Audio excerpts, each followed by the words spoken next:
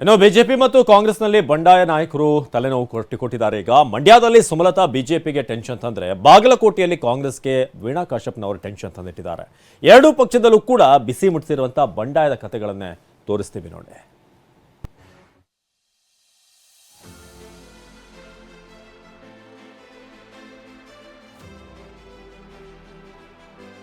ಸುಮಲತಾ ನಿವಾಸಕ್ಕೆ ವಿಜಯೇಂದ್ರ ಭೇಟಿ, ಮುನಿಸಿಗೆ ಹಾಕಿದ್ರ ಮುಲಾಮು. ಮಂಡ್ಯದಿಂದ ಕುಮಾರಸ್ವಾಮಿ ಸ್ಪರ್ಧಿಸೋದು ಪಕ್ಕಾ ಆಗ್ತಿದ್ದಂತೆ ಸುಮಲತಾ ಬೇಸರಗೊಂಡಿದ್ದಾರೆ. ಕಳೆದ ಬಾರಿ ಸ್ವಾಭಿಮಾನದ ಕಹಳೆ ಊದಿದ್ದ ಸುಮಲತಾ ಈ ಬಾರಿ ಅತಂತ್ರರಾಗಿದ್ರು.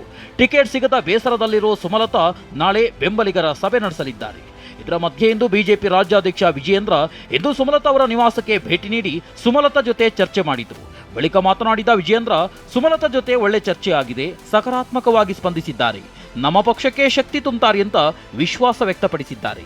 ಬದಲಾಗಿರ್ತಕ್ಕಂಥ ರಾಜಕಾರಣದಲ್ಲಿ ಇವತ್ತು ಮಂಡ್ಯ ಲೋಕಸಭಾ ಕ್ಷೇತ್ರವನ್ನು ನಮ್ಮ ಕೇಂದ್ರದ ವರಿಷ್ಠರು ಜಾತ್ಯತೀತ ಜನತಾದಳಕ್ಕೆ ಬಿಟ್ಟುಕೊಟ್ಟಿರ್ತಕ್ಕಂಥ ಸಂದರ್ಭದಲ್ಲಿ ಸಂಸದನ್ನು ಭೇಟಿ ಮಾಡಿ ಅವರ ಸಹಕಾರನ ಕೇಳಬೇಕಾಗಿರ್ತಕ್ಕಂಥದ್ದು ನಂದು ಕೂಡ ಕರ್ತವ್ಯ ಇದೆ. ಸಾಕಷ್ಟು ವಿಚಾರಗಳನ್ನು ಚರ್ಚೆ ಮಾಡಿದ್ದೇವೆ. ಸುಮಲತಾ ಅವರು ಕೂಡ ಸಕಾರಾತ್ಮಕವಾಗಿ ಸ್ಪಂದನೆ ಮಾಡಿದ್ದಾರೆ.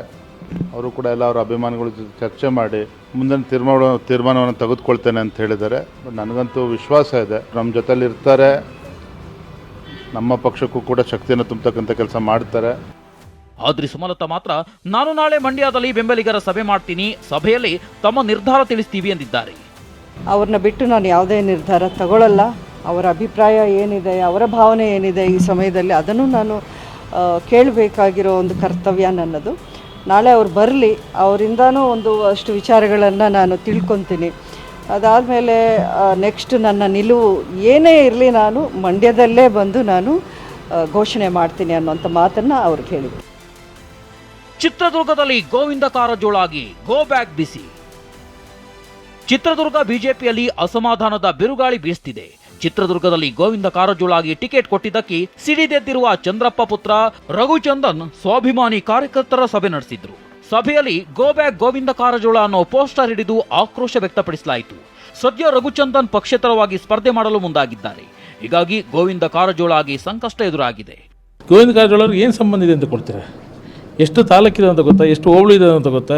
ಏನಾದ್ರು ತಿಳ್ಕೊಬೇಕಲ್ಲ ಸರ್. ಯಾರೋ ಒಬ್ಬ MLC ಹೇಳ್ದ, ಯಾರೋ ಒಬ್ಬ XML ಹೇಳ್ದ ಅಂತೇಳಿ ಅವ್ರು ಬಂದುಬಿಟ್ರೆ ನಾಳೆ ಪಾರ್ಟಿ ಕಾರ್ಯಕರ್ತ ಸರ್, ನಿಮಗೋಸ್ಕರ ದುಡಿಯೋನು ಅವರೆಲ್ಲ ಬರೋದು. ಅವ್ರು ಆರಾಮಾಗಿ AC ಕಾರ್ ತಿರ್ಗಾಡ್ಕೊಂಡಿರ್ತಾರೆ. ನಾಳೆ ದಲಿತ ಮುಖ್ಯಮಂತ್ರಿ ಅಂತ ಕೂಗ್ ಬಂದರೆ ಪ್ರಪ್ರಥಮವಾಗಿ ಗೋವಿಂದ ಕಾರಜೋಳ ಹೆಸರೇ ಇದ್ದಿದ್ದು. ಬಂಡಾಯದ ಬಾವುಟ ಹಾರಿಸಿದ್ರ ವೀಣಾ ಕಾಶ್ಯಪ್ಪನವರ್. ಬಿಜೆಪಿಯಂತೆ ಕಾಂಗ್ರೆಸ್ನಲ್ಲೂ ಬಂಡಾಯ ಬಿಸಿ ಎದ್ದಿದೆ. ಬಾಗಲಕೋಟೆ ಟಿಕೆಟ್ ಸಿಗದೆ ಅಸಮಾಧಾನಗೊಂಡ ವೀಣಾ ಕಾಶ್ಯಪ್ಪನವರು ಮಹಿಳಾ ಕಾಂಗ್ರೆಸ್ ಉಪಾಧ್ಯಕ್ಷೆ ಸ್ಥಾನಕ್ಕೆ ರಾಜೀನಾಮೆ ನೀಡಲು ಮುಂದಾಗಿದ್ದಾರೆ. ವೀಣಾ ಜೊತೆ ನಿನ್ನೆ ಸಿಎಂ ಸಭೆ ಮಾಡಿದ್ರು. ಅದರಲ್ಲಿ ವೀಣಾಗೆ ಯಾವುದೇ ಭರವಸೆ ಸಿಕ್ಕಿಲ್ಲ. ಹೀಗಾಗಿ ಸಂಯುಕ್ತ ಪಾಟೀಲ್ ಪರ ಪ್ರಚಾರಕ್ಕೆ ಮನಸಾಕ್ಷಿ ಒಪ್ತಿಲ್ಲ ಎಂದು ವೀಣಾ ಹೇಳಿದ್ದಾರೆ. ಬಂಡಾಯ ಅಭ್ಯರ್ಥಿಯಾಗಿ ಸ್ಪರ್ಧಿಸುವ ಬಗ್ಗೆ 2 ದಿನದಲ್ಲಿ ನಿರ್ಧಾರ ತಿಳಿಸ್ತೀನಿ ಅಂತ ಹೇಳಿಕೆ ನೀಡಿದ್ದಾರೆ. ಅನ್ಯಾಯವಂತರಾಗಿದೆ. ಇದು ಎಲ್ಲೋ ಒಂದು ಷಡ್ಯಂತ್ರನೂ ಕೂಡ. ವೀಣಾ ಕಾಶ್ಯಪ್ನವರು ಸಮಾಜದ ಪಂಚಮಸಾಲಿ ಸಮುದಾಯದ ಒಂದು ಪ್ರಮುಖ ಮಹಿಳೆಯಾಗಿ, ಒಂದು ಮುಖಂಡಳಾಗಿ ಬೆಳೀತಾ ಇದ್ದಾಳೆ ಅಂತ ಅನ್ನೋದಾಗಿರ್ಬೋದು. ಇವತ್ತು ರಾಜ್ಯ ಮಟ್ಟದಲ್ಲಿ ಹಾಗೂ ಜಿಲ್ಲಾ ಮಟ್ಟದಲ್ಲಿ ಸಾಕಷ್ಟು ಗುರುತಿಸ್ಕೊಂಡೆ. ಇದೇ ಎಲ್ಲೋ ನನಗೆ ಮುಳುವಾಯಿತು, ಅತಿ ವೇಗವಾದಂಥ ಬೆಳವಣಿಗೆ ಎಲ್ಲೋ ಮುಳುವಾಯಿತು ಅಂತೇಳಿ ನಾನು ಭಾವಿಸ್ತೀನಿ. ಕಾಂಗ್ರೆಸ್ಗೆ ಬಿಸಿ ತುಪ್ಪವಾದ ಚಿಕ್ಕಬಳ್ಳಾಪುರ ಟಿಕೆಟ್ ಸಮರ. ಚಿಕ್ಕಬಳ್ಳಾಪುರವು ಕಾಂಗ್ರೆಸ್ಗೆ ಕಗ್ಗಂಟಾಗಿದೆ. ಟಿಕೆಟ್ ಆಕಾಂಕ್ಷಿ ರಕ್ಷಾರಾಮಯ್ಯ ಸ್ಪರ್ಧೆಗೆ ಶಾಸಕರು ವಿರೋಧ ವ್ಯಕ್ತಪಡಿಸಿದ್ದಾರೆ. ಮೊಯ್ಲಿ ಅಥವಾ ಶಿವಶಂಕರ್ ರೆಡ್ಡಿಗೆ ಟಿಕೆಟ್ ನೀಡುವಂತೆ ಪಟ್ಟು ಹಿಡಿದಿದ್ದಾರೆ. ರಕ್ಷಾರಾಮಯ್ಯ ಟಿಕೆಟ್ ನೀಡಬಾರದೆಂದು ಬಾಗೇಪಲ್ಲಿ ಶಾಸಕ SN ಸುಬ್ಬಾರೆಡ್ಡಿ ಷರತ್ತು ಹಾಕಿ ಪತ್ರ ಬರೆದಿದ್ದಾರೆ. ಏಕಪಕ್ಷೀಯವಾಗಿ ರಕ್ಷಾರಾಮಯ್ಯ ಆಯ್ಕೆಯಾಗ್ತಿದೆ ಎಂದು ಕಿಡಿಕಾರ್ತಿದ್ದಾರೆ. ಹೀಗಾಗಿ ಚಿಕ್ಕಬಳ್ಳಾಪುರ ಅಭ್ಯರ್ಥಿ ಆಯ್ಕೆ ಕಾಂಗ್ರೆಸ್ಗೆ ಬಿಸಿ ತುಪ್ಪವಾಗಿದೆ. Bureau report, TV9. ಈ ಮಧ್ಯೆ ಯತೀಂದ್ರ ಸಿದ್ದರಾಮಯ್ಯ ಹೇಳಿಕೆ ಕೇಸರಿ ಕಲಿಗಳನ್ನ ರುಚಿಗೆಬ್ಬಿಸಿದೆ. ಅಮಿತ್ ಶಾ ಕುರಿತ ಯತೀಂದ್ರ ಹೇಳಿಕೆಗೆ ಬಿಜೆಪಿ ನಾಯಕರು ತಿರುಗೇಟು ಕೊಟ್ಟಿದ್ದಾರೆ. ಯತೀಂದ್ರ ವಿರುದ್ಧ ದೂರು ನೀಡಿದ್ದಾರೆ. ಹಾಗಾದ್ರೆ ಯತೀಂದ್ರ ಹೇಳಿದ್ದೇನು? ಬಿಜೆಪಿ ನಾಯಕರ ಕೌಂಟರ್ ಹೇಗಿದೆ? ಬನ್ನಿ ನೋಡೋಣ.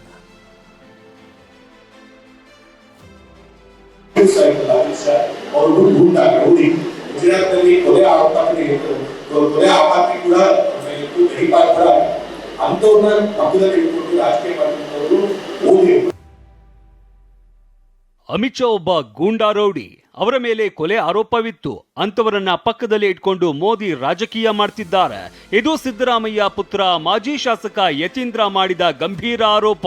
ಇದೇ ಮಾತು ಕೇಸರಿ ಕಲಿಗಳನ್ನ ಕೆರಳಿಸಿದ್ದು ಯತೀಂದ್ರ ವಿರುದ್ಧ ಬೆಂಕಿ ಉಗುಳಿದ್ದಾರೆ.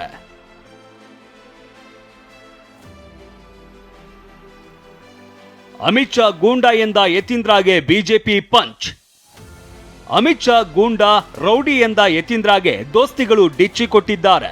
ದುರಹಂಕಾರದ ಕೊಬ್ಬಿನ ಹೇಳಿಕೆ ಅಂತ ವಿಪಕ್ಷ ನಾಯಕ ಆರ್ ಅಶೋಕ್ ಗುಡುಗಿದ್ದಾರೆ. ಇನ್ನು ವಿಜಯೇಂದ್ರ ಸಹ ಯತೀಂದ್ರಗೆ ಏನ್ ಯೋಗ್ಯತೆ ಇದೆ ಅಂತ ಕುಟುಕಿದ್ರೆ ಅವರೇನಂತೆ ಅಂತ ಕುಮಾರಸ್ವಾಮಿ ವಾಗ್ದಾಳಿ ನಡೆಸಿದ್ದಾರೆ.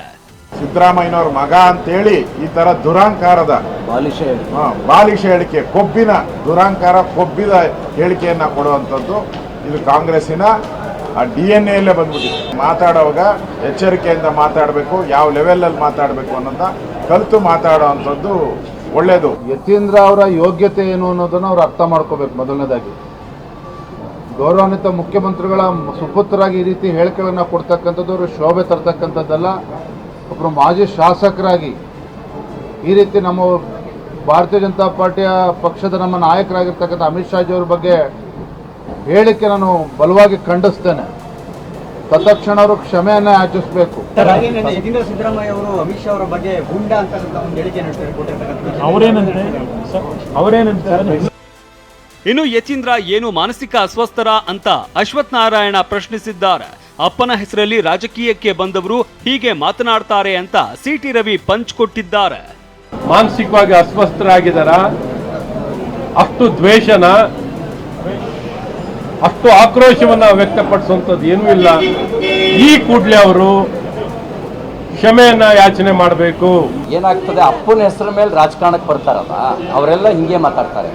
ಅವರಿಗೆ ಜನರ ಸಲುವಾಗಿ ಯಾವತ್ತಾರು ಯತೀಂದ್ರ ಸಿದ್ದರಾಮಯ್ಯ ಹೋರಾಟ ಮಾಡಿದ್ದಾರೆ. ಕೇವಲ ಅಪ್ಪ ಮುಖ್ಯಮಂತ್ರಿ ಆದಮೇಲೆ, ಅಪ್ಪನ ಅಧಿಕಾರದ ಬಲದ ಮೇಲೆ, ಅದೇ ಅಪ್ಪನ ಹಣದ ಬಲದ ಮೇಲೆ ಸಾರ್ವಜನಿಕ ಕ್ಷೇತ್ರಕ್ಕೆ ಬಂದವರಿಗೆ ಕೆಳ ಹಂತದಿಂದ ಹೋರಾಟ ಮಾಡಿ ರಾಜಕೀಯ ನಾಯಕರಾಗಿರ್ತಕ್ಕಂಥವರ ಕಷ್ಟ ತಿಳಿಯೋಕ್ಕಾದ್ರೂ ಹೇಗೆ ಸಾಧ್ಯ? ಅಖಾಡ ರಂಗೇರಿದಷ್ಟು ಮಾತಿನ ಹಿಡಿತವು ತಪ್ತಾ ಇದೆ. ಯತೀಂದ್ರ ಆಡಿದ ರೌಡಿ ಹೇಳಿಕೆ ಈಗ ಬಿಜೆಪಿಗೆ ಅಸ್ತ್ರವಾಗಿದ್ದು, ಸಿಎಂ ಪುತ್ರನ ವಿರುದ್ಧ ಬಿಜೆಪಿಯಿಂದ ದೂರು ದಾಖಲಿಸಲಾಗಿದೆ. Bureau report, TV9.